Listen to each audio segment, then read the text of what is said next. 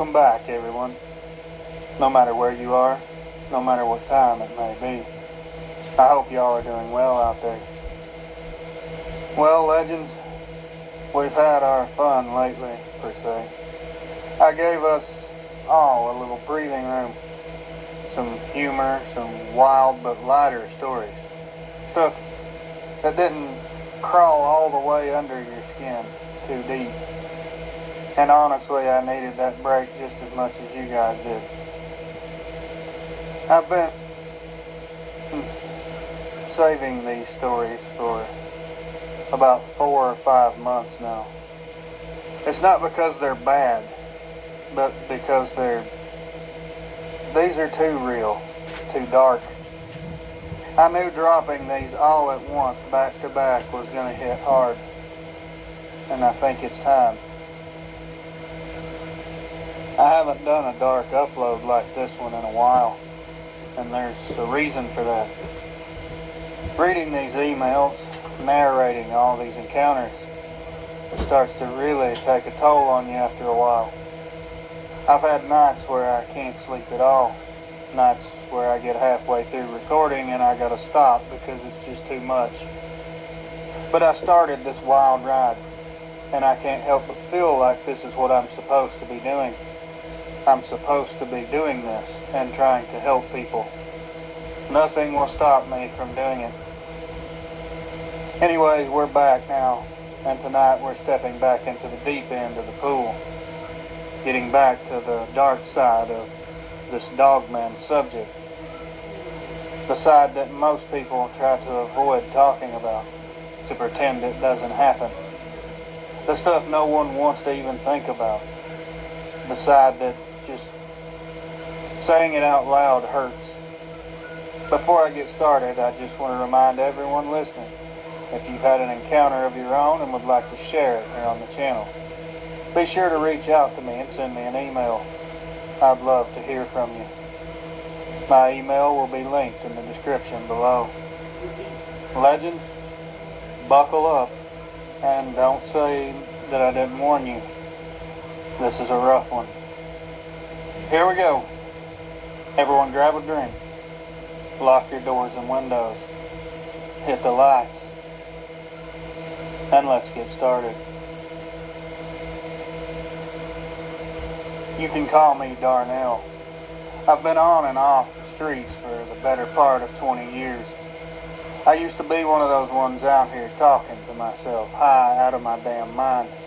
That's back when I was chasing that dragon, but not anymore. I've been sober since last summer, and I fully remember every detail of what I'm about to tell you. Every sound, every smell, every step. This happened about 6 months ago. January maybe. It was chilly, not Midwest cold or anything like that, but it was chilly enough your bones start to ache after laying on concrete for too long. I was posted up in the alley behind the church mission where they give out soup and other things to help us out. I'd found this busted up recliner someone dumped back there. It was not clean by any stretch, but it beat sleeping upright against the wall. There's a dude named Henry that used to camp near me back there. Real quiet guy. He wasn't all there, you know. Thought the government was following him. Used to wear a tin pie plate under his hoodie, but he never bothered nobody. He'd hum old jazz songs under his breath and hand out the half of his sandwich he didn't eat. That kind of guy. One night I hear him talking. Not humming, he's talking, which was weird. It's like 2 a.m. and I only hear one voice, low and shaky. I can't make out the words, but I know fear when I hear it. So I sit up in the recliner and peeked over the dumpster toward where he usually curls up by the wall. And man, what I saw next wasn't right. There was something standing down at the far end of the alley by the dumpsters, where the light didn't quite reach. And I don't mean a person. This thing was slumped forward, but it was still really tall. Like if it stood all the way up, it'd clear 7 feet easily. It was covered in dark, stringy, nasty fur that reminded me of the color of wet asphalt. It had a head shaped like a damn Doberman, a skinny snout, little ears angled back. I could see the outline clearly, but its eyes were glowing red. They weren't really bright like flashlights, but just enough to catch your attention and freeze your soul. Henry was facing it, stiff as a board. He wasn't making any sounds really, just whispering something. Maybe he was praying, I'm not sure. This thing began inching closer, moving very slowly. I swear I heard its claws clicking and scraping on the pavement. It didn't sound like a dog, but it was more of a dragging sound, like it was intentionally letting him hear it on purpose. I ducked down. I ain't ashamed to say it. I curled up in that busted recliner and clenched my eyes so tight I started seeing stars. I didn't move, I didn't even breathe. Then I heard this low, guttural sound, not like a growl or a bark. I can't describe it, but it was something much worse. It was kind of like a broken man trying to clear his throat underwater. After that, just city noise. Sirens in the distance, a couple car horns, nothing else. When daylight came, Henry was just gone. His cart was still there, his sleeping bag, his little stash of socks he'd always folded so neat. Everything was still there except him.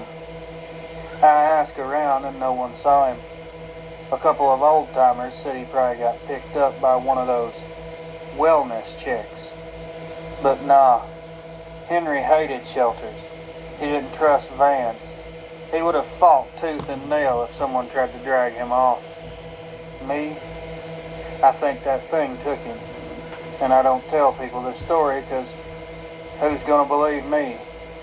The recovering addict that's homeless. But I know exactly what was in that alley. I saw it. And ever since that night, I don't sleep in that alley anymore. I keep my back against the brick wall. I sleep under street lights. And I don't ever whistle after dark. You can call me crazy if you want, but I'm still here. And Henry ain't. And I ain't ever seen those eyes again. But I still feel them every damn night of my life. Darnell. He didn't include it in the actual email, but in the subject line of his email, this happened in Los Angeles, California. He says he's 48 years old, and this happened in Skid Row, a back alley between two missions, just off 5th and Crocker. Thought I'd add that. It's very important to know where these things happen. Hello, Reels. I'm 34. My name is Marcy, and I work as a non-profit street outreach worker. This happened at a homeless encampment near the Burke-Gilman Trail in North Seattle, Washington. I've worked street outreach for a little over 7 years. You name it, and buddy, I've seen it. Countless overdoses, frostbite, tent fires, people giving birth in drainage tunnels. The whole spectrum of heartbreak I've witnessed. What people don't understand is the homeless population isn't just the addicted or the mentally ill. A lot of the people I check on every day are just stuck. They fell through the cracks and nobody bothered to reach down and grab them. This story isn't about poverty though. It's about something else. Something worse, in my opinion. We used to have this little stretch off Burke-Gilman Trail where about 12 people had camped for over a year. It was somewhat tucked into the tree line, but not too deep. Just enough cover to feel hidden, but close enough to the trail that I could bike there and check on them. There was a guy named Logan who'd been there for the longest. He was in his late 50s. Really sweet guy, mentally sharp, very intelligent. He used to work for King County Metro before his health went sideways. He'd always help new people get situated, break up fights, even swept the trail sometimes. The others respected him. You don't often get that kind of presence in a homeless camp. One morning in April, I rode out like usual and noticed 2 tents were gone. Just gone. Logan's was still there, but it was zipped. No one answered when I called. Then I noticed his boots were still outside. That man never left without his boots. I unzipped the flap, and he wasn't in there.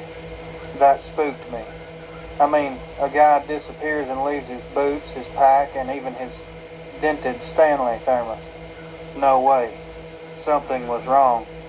I started asking around. One woman named Jess.